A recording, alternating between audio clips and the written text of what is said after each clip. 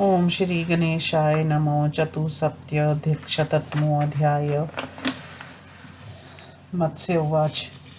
श्रुतस्ते दैत्यसैन्यस्य विस्तारो रविनन्दना। सुराणामपि सैन्यस्य विस्तारं वैष्णवं शृणु।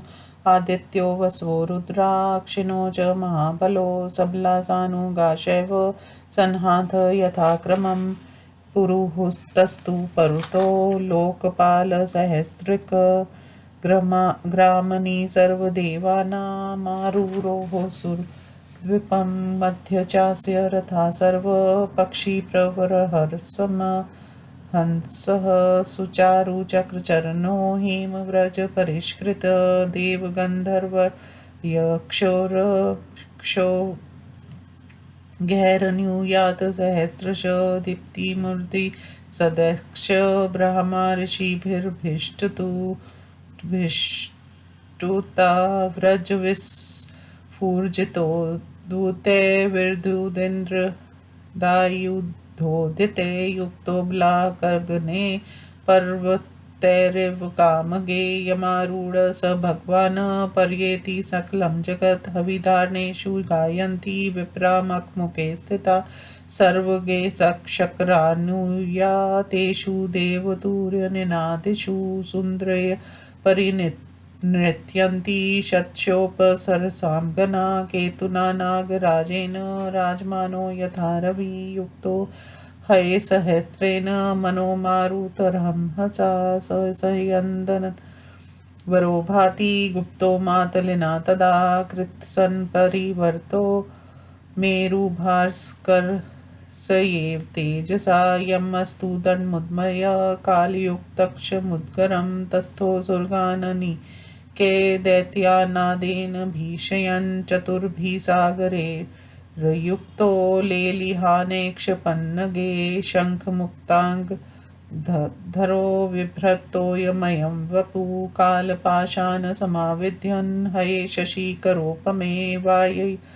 वीरतेर्जलाकारे कुर्वलीला सहस्रशः। पाण्डुरोद्धूतवसना प्रवालुरुचिराद्गा। मनीषयामोत्तमव पुरहरिभारार्पितो वरा। वरुणपाशधृग्मध्ये देवानीकस्य तस्थिवान्। युद्धवेलाभिलषन् भिन्वेल इवार्णवा। यक्षराक्षससैन्येन गुहुकानागणैरपि युक्तक्ष शङ्खपाद्यभ्यमाप्निधीनां धिपा प्रभु। राजेश्वर श्रीमान् गदापाणि दृश्ययत। विमानयोधी धनदो विमाने पुष्पके स्थिता। स राजराज शुशुभे युद्धार्थी नरवाहना। उक्षानमास्थितं संख्य साक्षादेव शिव सव्यम्। पूर्वपक्ष सहस्राक्ष पृथ्वीराजस्तु दक्षिणा। वरुण पश्चिम पक्ष मुत्रं नरवाहना। चतुर्षु युक्तशत्रुवारो लोकपाला महाबला। स्वासु दिक्षु स्वरक्षन्त तस्य देव बलस्य ते। सूर्यसप्तक्ष युक्तेन रेथानामितगामिना। श्रिया जवल्यमानेन दीप्यमानेक्षरश्मिभिः। उद्यास्तगच्छक्रेण मेरुपर्वतगामिना। त्रिदिवद्वारचक्रेण तप्तालोकमव्ययं। सहस्रशिंयुक्तेन भ्राजमानेन तेजसा। चचार मध्यलोकाना द्वादशात्मादिनेक्षरा। सोमक्षेत्र हये भाति स्यनन्दने।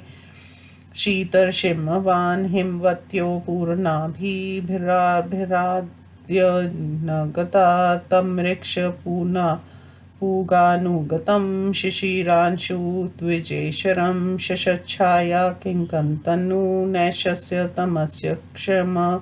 ज्योतिषामीक्षरं व्योमिन रसाना रसदं। प्रभुम् ओषधीना सहस्राणा निधानम् मृतस्य च जगता प्रथमं भागं। सौम्यं सत्यमयं रथं द्वद्वर्षदार्णवा। सोमं हिं प्रवहन् स्थितं य प्राणा सर्वभूतानां। पंचधा विद्यते नृषो सुप्तधातु गतो लोका स्त्रीन् दधार चचार च यमारुगृहकारम सर्वप्रभव मीक्षरं सप्तस्वर्गतो यक्ष नित्यं गिर्भिरुदीर्यते यं वद्यन्युतं भूतं यं वद्यन्तशरीरिणं यमाहुराकाशगमं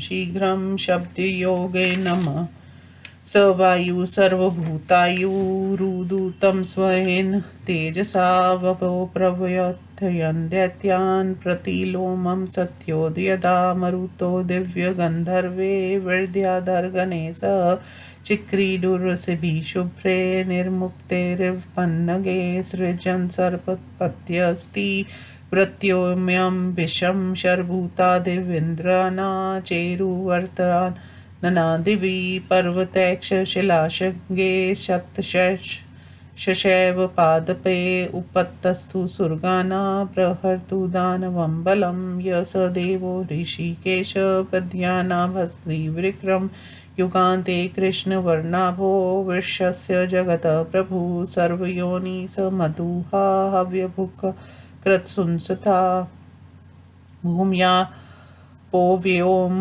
भूतात्मा श्याम शांति करोरिहा हरिघन्नम आराधीना चक्रम गृहत् गदाधरा अर्कम नगादिवोध्यन्त मुद्यमो योत्तमतेजेसा सव्येनालम्ब्य महती सर्वासुरविनाशिनीं करे कालीं वपुषा शत्रुकालप्रदां गदाम् अन्ये भुर्जे प्रदीप्ताभय भुर्जगाध्वज प्रबुधय दधाररायुध जातानि शङ्गार्दीनि महाबला स कश्यप्यस्यात्मभवम् द्विजम्भुजग्भोजनं पवनाधिकसम्पातं गगनक्षोभनं खगं भुजगेन्द्रेण वदने निविष्टेन विराजितम् अमृतारम्भ निमुर्कतं मन्दरात्रिमिवोच्छितं देवासुरभिमर्देषु बहुशो दृढविक्रमं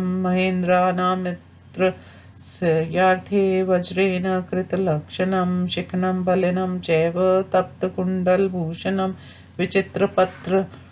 विचित्रपत्रवसनानं धातुमन्तमिवाचलं स्फीतक्रोडावलम्बेन शीतांशुसमत्तेजसा भोगी भोगा वसीक्तेन मणिरत्नेन भावस्था पक्षाम्भाचारु पत्राभयामावृतदिविलील्या युगान्ते सेन्द्रचापाभ्यां तोयताभ्यामिवाभ्रं नीललोहितपिताभिः पताकाभिरलङ्कृतं केतुवेषप्रतिच्छन्न महाकायानिकेतनम् अरुणाव्रजं श्रीमानारुहा समरे विभो सुवर्णवपुषा सुवर्णं केचरोत्तमम् तमन्वर्युर्देवगणा मनुक्षक्ष समाहिता गिर्भिः परमन्त्र भितुष्टश्वशोदनार्दनं तदैक्षरुवन् संलिष्टं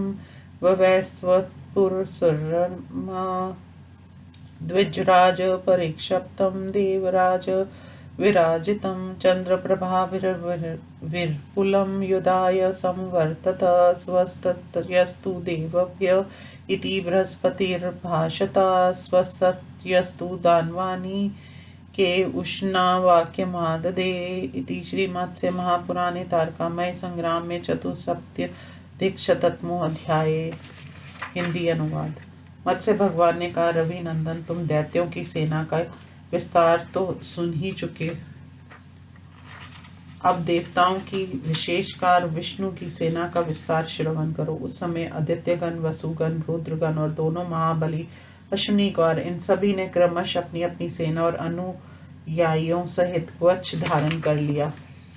सहस्त्र नेत्रधारी लोकपाल इंद्र, जो समस्त देवताओं के नायक हैं, सर्वप्रथम सुर गजेंद्र एरावत पर आरूढ़ हुए। सेना के मध्य भाग में इंद्र का वह रथ भी खड़ा किया गया जो समस्त पक्षों में श्रेष्ठ गरुड़ के समान वेगशाली था। उसमें सुंदर पहिए लगे हुए थे तथा वह स्वर्ण और व्रत से विभूषित सहस्त्रों की संख्या में देवताओं, गंधर्वों और यक्षों के समूह उसके पीछे पीछे चल रहे थे।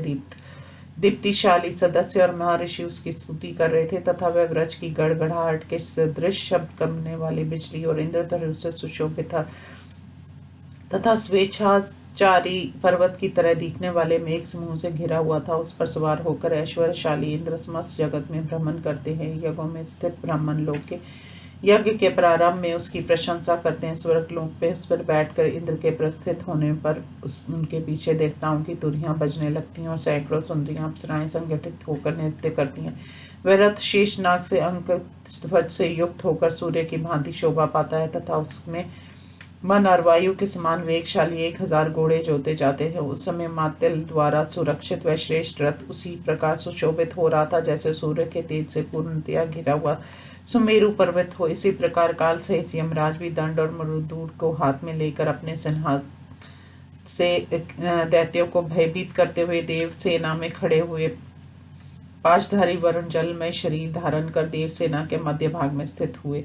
उनके साथ चारों सागर तथा जीभ लप लप आते हुए नाग भी थे। वे शंख और मुक्ता जटित के यूर धारण किए हुए थे। हाथ में कालपाश लिए हुए थे। वायु के समान वेगशाली चंद्र किरणों के से उज्ज्वल था तथा जलाकार घोड़ों से युक्त रथ पर सवार थे। वे हजारों प्रकार की लीलाएं कर रहे थे। पीले वस्त्र और प्रवाल जटित अलंकार से वो भूषित थे। उनकी शरीर कांति नील मणि की से सुंदर थी। उन श्रेष्ठ देव पर इंद्र ने अपना भार सौंप रखा था। वे तट को छिन्न भिन्न कर देने वाले सागर की तरह युद्ध वेला की बाट जो रहे थे। तत्पश्चात निधियों के अधिपति एवं विमान द्वारा युद्ध करने वाली समर्थशाली राजेश्वर श्रीमान कुबेर यक्षों राक्षसों और गुनाहों की सेना तथा शंख और पद्य के साथ हाथ में गदा धारण किए हुए पुष्प विमान पर आरूढ़ हुए दिखाई पड़े। उस समय युद्ध की इच्छा से आए हुए राजेश्वर नरवाहन कुबेर की ऐसे शोभा हो रही थी मानो युद्ध स्थल में नंदीश्वर पर बैठे हुए साक्षात स्वयं शिव जी ही हों। सेना के पूर्व भाग में इंद्र, दक्षिण भाग में यमराज, पश्चिम भाग में वरुण और उत्तर भाग में कुबेर। इस प्रकार ये चारों महाबली लोकपाल चारों दिशाओं में स्थित थे। वे अपनी अपनी दिशाओं में बड़ी सतर्कता के साथ उस देव सेना की रक्षा कर रहे थे। तदुपरांत सहस्त्र किरणों के सम्मिलित तेज से उदासित दाद्वशात्मादिनेश्वर सूर्य अपने अमित वेगशाली रथ पर, जिसमें 7 घोड़े जुते हुए थे, जो शोभा से प्रकाशित सूर्य की किरणों से दीप्यमान उद्याचल, अस्ताचल और मेरुत पर्वत पर भ्रमण करने वाले तथा स्वर्ग रूप एक चक्र से सुशोभित सवार हो अविनाशी लोगों को स्तंभ करते हुए लोगों के बीच विचरण करने लगे। शीत रश्मि चंद्रमा श्वेत घोड़े जुते हुए रथ पर सवार हो अपनी जलपूर्ण हिम की कांति से जगत को आह्लादित करते हुए सुशोभित हुए। उस समय शीतल किरणों वाले दिज्वेश्वर चंद्रमा के पीछे नक्षत्र गण चल रहे थे। उनके शरीर में घर गवोश का चिन्ह झलक रहा था। वे रात्रि के अंधकार के विनाशक समर्थशाली आकाश मंडल में स्थित ज्योतिर्गणों के अधीक्षर, रसीलों पत्थरों को रस प्रदान करने वाले, सहस्त्रों प्रकार के औषधियां तथा अमृत के निधान, जगत के प्रथम भाग स्वरूप और सौम्य स्वभाव वाले हैं। उनका रथ सत्य में इस प्रकार हिम से प्रहार करने वाले चंद्रमा को दानवों ने वहां ऊपर से देखा, जो समस्त प्राणियों का प्राण स्वरूप है। मनुष्यों के शरीर में 5 प्रकार से विभक्त होता है, जिसकी 7 धातुओं में गति, जो 3 लोगों को धारण करता था तथा उनमें विचरण करता है, जिसकी अग्नि का कर्ता सबका उत्पत्ति स्थान और ईश्वर कहते हैं, जो नित्य 7 स्वरों में विचरण करता हुआ वाणी द्वारा उच्चरित होता हो है, जिसे पांचों भूतों में उत्तम भूत, शरीर रहित आकाशचारी, शीघ्रगामी और शब्द योगी अर्थात शब्द को उत्पन्न करने वाला कहा जाता है। संपूर्ण प्राणियों का आयु स्वरूप वह वायु वहां अपने तेज से प्रकट हुआ। वह बादलों को साथ लेकर दैत्यों की प्रव्यथित करता हुआ उनकी प्रतिकूल दिशा में बहने लगा। मृदूल दिव्य गंधर्वों और विदाधरों के साथ केंचुल से छूटे हुए सर्प की भांति निर्मल तलवारों से क्रीड़ा करने लगा। इस प्रकार नागादि शरगन आकाश में मुख फैलाए हुए तीव्र जलमय विष को उगलते हुए आकाशचारियों के बाण रूप होकर विचरण करने लगे। अन्यान्य देवगण सैकड़ों पर्वतों, शिलाओं, शिखरों और वृक्षों से दानव सन पर प्रहार करने लगे के लिए उपस्थित हुए। तत्पश्चात जो इंद्रियों के अधीक्षर पद्यनाभ 3 पग से त्रिलोकी को नप लेने वाले प्रलय काल में कृष्ण वर्ण के आभा से युक्त संपूर्ण जगत के स्वामी, सबके उत्पत्ति स्थान मधु नामक दैत्य के वध करता, यज्ञ में स्थित होकर हव्य से भोगता, पृथ्वी जल का आकाश रूप स्वरूप श्याम वर्ण वाले शांति करता और शत्रुओं का हनन करने वाले हैं, उन भगवान गदाधरन ने देवताओं के शत्रुओं का विनाश करने वाले अपने सुदर्शन चक्र को, जो अपने उत्तम तेज से उदयाचल से उदय होते हुए सूर्य के समान चमक रहा था, हाथ में ऊपर उठा लिया। फिर उन्होंने बाएं हाथ से अपना विशाल गद का आलंबन किए लिया, जो समस्त असुरों को विनाशिनी काले रंग वाली और शत्रुओं को काल के गाल में डालने वाली थी। महाबली गरुड़ध्वज भगवान ने अपनी अन्य दीप्यमान भुजाओं से शांगर, धनुष आदि अन्य आयुधों को धारण किया। तदंतर जो कश्यप के पुत्र सर्पभक्षी वायु से भी अधिक वेगशाली, आकाश को शुद्ध कर देने वाली आकाशचारी, मुख में दबाए हुए सर्प से सुशोभित, अमृत मंथन से मुक्त हुए, मंदराचल के समान ऊंचे, अनेकों बार घटित हुए, देवासुर संग्राम में सुदृढ़ पराक्रम दिखाने वाले, अमृत के लिए इंद्र के द्वारा व्रज के प्रहार से किए गए थे, जिनसे युक्त शिखाधारी महाबली तपाए हुए स्वर्ण निर्मित कुंडलों से विभूषित, विचित्र पंख रूप वाले वस्त्र वाले और धातु युक्त पर्वत के समान शोभ्यमान थे। उनका विश्वक्ष स्थल लंबा और चौड़ा था, जो चंद्रमा के समान उद्भासित हो रहा था। उस पर नागों के फनों में लगी हुई मनियां चमक रही थी। वे अपने दोनों सुंदर पंखों से आकाश को उसी प्रकार लीला पूर्वक आच्छादित किए हुए थे, जैसे युगांत के समय दो इंद्रधनुषों से युक्त बादल आकाश को ढक लेते हैं। वे नीली, लाल और पीली पताकाओं से सुशोभित थे, जो केतु पताका के वेश में छिपे हुए थे। विशाल काय और अरुणा के छोटे भाई थे। उन सुंदर वर्ण वाले सुनहले शरीर से सुशोभित परी पक्षी श्रेष्ठ गरुड़ पर आरूढ़ होकर श्रीमान भगवान विष्णु समर भूमि में उपस्थित हुए। फिर तो देवगणों तथा मुनियों ने सावधान चित्त से उनका अनुगमन किया और परमोत्कृष्ट मंत्रों से युक्त वाणियों द्वारा उन जनार्दन का सत्वन किया। इस प्रकार देवताओं की वह विशाल सेना जब कुबेर से युक्त, यमराज से सम्मानित, चंद्रमा से सुरक्षित, इंद्र से सुशोभित और चंद्रमा की प्रभा से सम्मलंकृत हो युद्ध के लिए आगे बढ़ी, तब बृहस्पति ने कहा, देवताओं का मंगल हो। इस प्रकार दानव सेना में भी शुक्राचार्य ने दानवों का कल्याण हो ऐसा वचन उच्चारण किया। इस प्रकार श्री मत्स्य महापुराण के तारकामय संग्राम में 174वां अध्याय संपूर्ण हुआ। ओम नमो शिवाय।